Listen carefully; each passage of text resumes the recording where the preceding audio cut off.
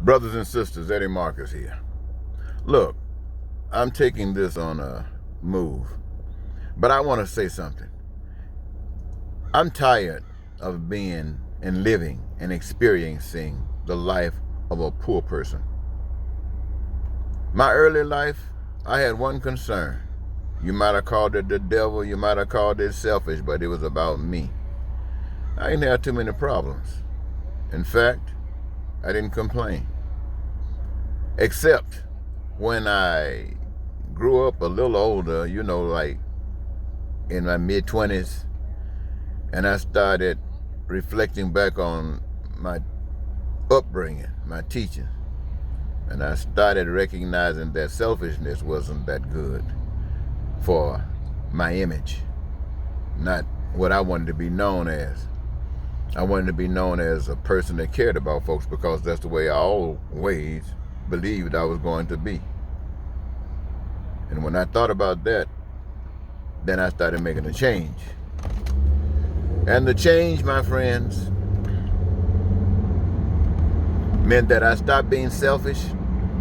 I learned that the way and means of making sure that everybody could live prosperous was for everybody to have a career.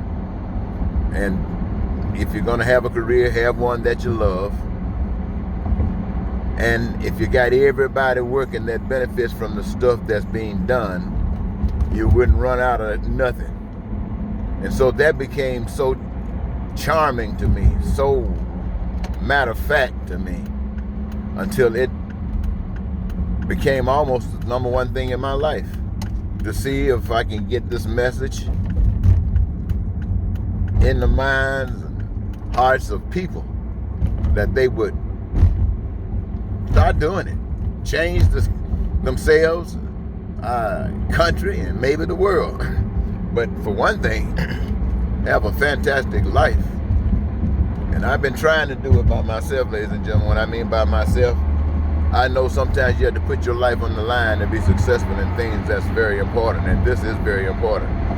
And I couldn't ask anybody to just put their lives on the line because I know that this would work. But now I see it as something that maybe you know too. And I just want to call you and say, if you do, let us make a difference for all the poor people in the world.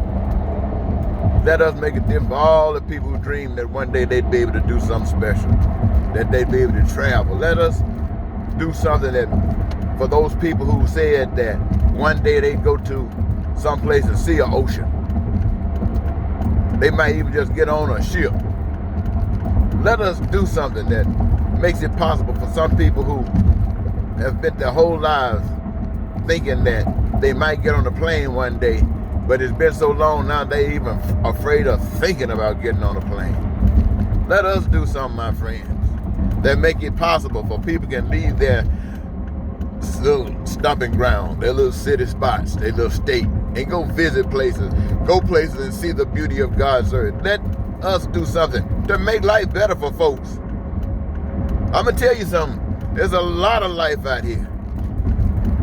There's a lot of life out here. But people have put some clamp on it that makes it so difficult for people to experience, until most folks don't experience it. But they don't know why. They don't know. And I'm telling you, ladies and gentlemen, you've been robbed by a system that denies you. Just like this system that does what it does, just like the system of dictators that do what they do.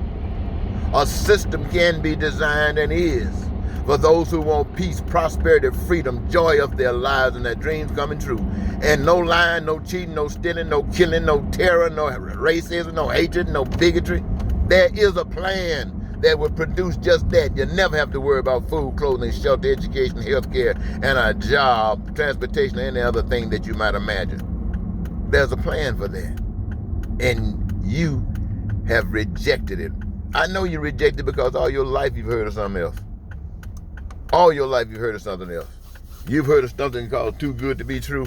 And what I just got through sharing with you, the way you've been taught, You would call yourself a fool to even think that what I said makes sense. And that's what you are, a fool, because you don't agree with what I just got through telling you. And why do I say you're a fool? Because you were raised a fool by this world. I know you were raised a fool. Why? Because so was I. I've been a fool all my life. And some people think I'm still a fool for out here trying that. But I tell you, all I can say to that is this: I'm alive because of what I'm telling you. And if it worked for me, it'll work for you. And the things that I've committed in my life to prove that I know what I'm talking about. And I'm not trying to be like the preachers that need jets and limousines to tell you God is blessing me. No, I suffer. Let you know that I'm that confident that God will bless me. So I suffer so I can keep on talking. Because like most folks who got it, they ain't thinking about you. If I had it, I probably wouldn't be thinking about you either. But I don't. And that's why I don't have it. So I can keep on thinking about myself and us. Anyway, I want to thank you so very much, ladies and gentlemen, for giving me this small amount of time. I hope it wasn't wasted. Until next, this is Eddie Marcus saying goodbye.